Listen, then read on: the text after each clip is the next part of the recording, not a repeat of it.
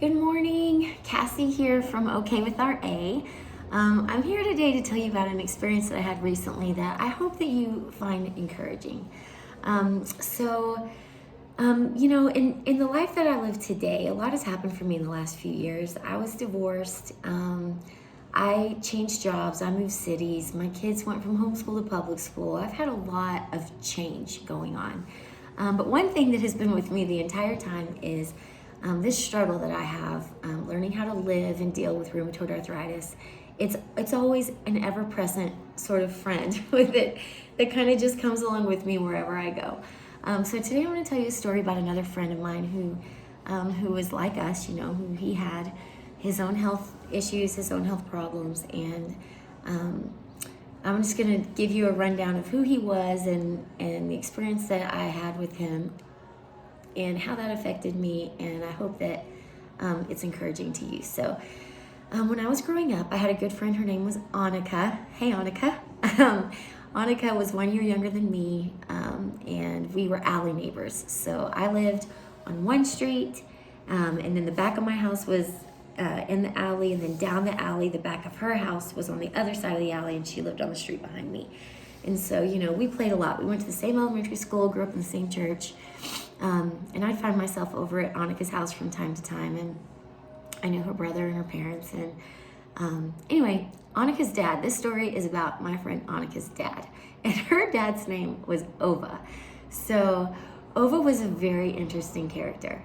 He was from Sweden, and I'm pretty sure he came over when he was maybe 18, 19, 20.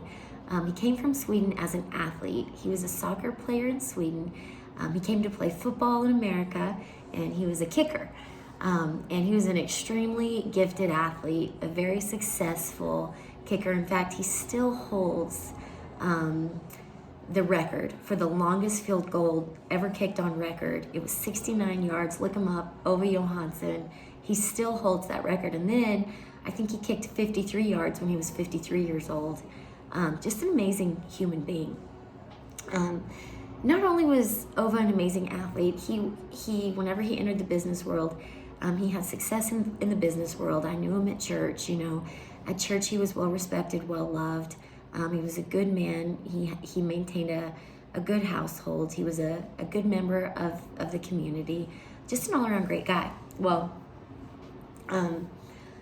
about 6 months ago or so, Ova came to visit me up here at my office, and he speaks with his Swedish accent, and he says, tell me about what you're doing, and I want to hear all about it. And so we had this conversation, and I kind of told him what I was doing and how it got started, and he was just very excited for me and giving me encouragement and information and any guidance and direction that he had for me. He was kind of sharing with me. And there was some point in our conversation where I reached out to shake Ova's hand. And, my hand is a little bit I've got some issues with this hand. I have arthritis. Well, Ova, he had some issues. He had a bent up hand, kind of like me. In his hand, he had 3 fingers on his hand that were bent down and 2 fingers that would come out. And his 3 bent fingers wouldn't unbend. They couldn't straighten. They were kind of just stuck there against his palm. So whenever I shook his hand, I was really just shaking sort of his gun shooting fingers, just his thumb and his forefinger. And he said, you would think with a hand that looked like mine, I would be in a lot of pain, but I'm not. He said that his wife, April, had just been such a hero for him, and that she had really taken him to a new level by cooking all of his meals. They didn't go out to eat anymore. She made everything he ate. She cooked him vegetables every day, and occasionally he would have fish. So he ate lots and lots of vegetables and occasionally fish, and he cut out the things that were giving him problems. And although he had a hand that was very, essentially it was deformed, he had no pain, and that was a very good thing. And I said, oh, look at my hand. I told him, I'm not going to judge you. I got my own problems, Ova, And so we talked a little bit about how we use diet and lifestyle to control our pain and our problems. And Ova left my office that day, and he encouraged me. And I was just so sad a few months later to hear that Ova had unexpectedly passed. But I was very grateful that I was going to be able to go to his funeral. But for me, as somebody who struggled deeply with with disease and arthritis and misshapen hands and things like that, I kind of was, as I was kind of getting ready for this funeral, I was kind of just mentally preparing myself for what they would say about Ova's sickness, his disease, his hand, his issues that he had. And so I thought, that's probably going to get me. I thought if I go to this funeral and I listen to these words, that's probably going to affect my heart. So I was trying to get prepared and be ready for that. So sure enough, I go to Ova's funeral. I was sitting with my parents and I see a lot of familiar faces. And Ova, being the man that he was with so much success, as an athlete, as a businessman, and he was just well loved by the people in his community, the people in his church. There were many, many people at his funeral, and many, many people who came and they spoke about experience that they had with him, Ova was very dynamic. He was very animated. He was very bright. He was funny. He was witty. He could do things with his words that not everybody could do because he had a Swedish accent and a Swedish background. So he could make jokes that nobody else could make, but everybody could appreciate, and it was very fun. He was such an encouraging person that people were playing voicemails, that he had left on the phone, encouraging people, but always with great wit and great humility and great sincerity. And he figured he did living right in a whole lot of ways. So I will tell you that at Ova's funeral, I heard a lot about what a great athlete he was. I heard a lot about what a good encourager he was. I heard a lot about what a good father he was, a great husband that he was, and a good man that he was. And I heard a lot about the special way that he was able to come along beside people and to give them heart, to encourage them and embolden them, to be brave, to keep going, to do hard things.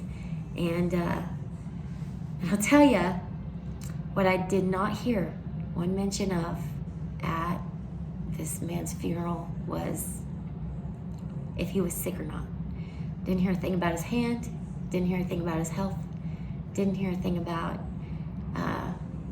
any of that. None of that mattered whatsoever. None of that was a defining characteristic of Ova Johansson. None of it was a defining characteristic of the life that he lived, the way that he made people feel, the imprint that he left on the hearts of others.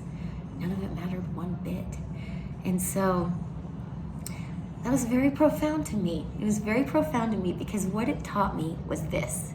It was that the reason that I fight every day with my diet, the reason that I'm so careful every day to eat the foods that I know are going to make me well and they're going to make me able to work and to live and to interact with other people is so that I can really embrace this life that God has given me, and I can try to fully encompass my destiny, my purpose as a human being.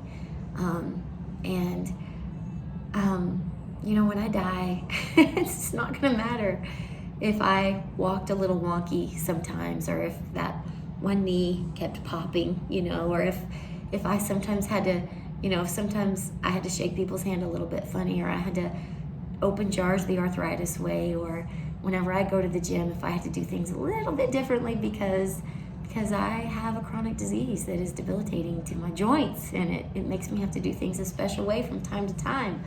None of that is what matters in this life.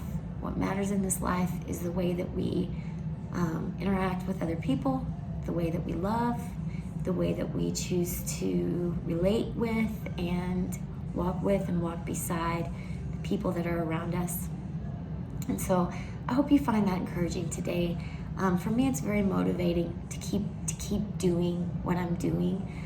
I feel like that the lifestyle choices that I make me much freer to be who I'm supposed to be, and they make me much more joy-filled because I'm not suffering the way I used to suffer. And my wish and my hope for you this new year is that you really think about, who you're supposed to be, what your gifts are, what your talents are, how do you relate to others. And I hope you realize that the reason that you choose those foods on your plate every day, and the reason that you get up and you exercise every day, is so that you can be that person, and that you can live that life, and that you can have the impact. So God bless you guys. Hope you have a great day. Hope you have a good year. And I'll catch you next time.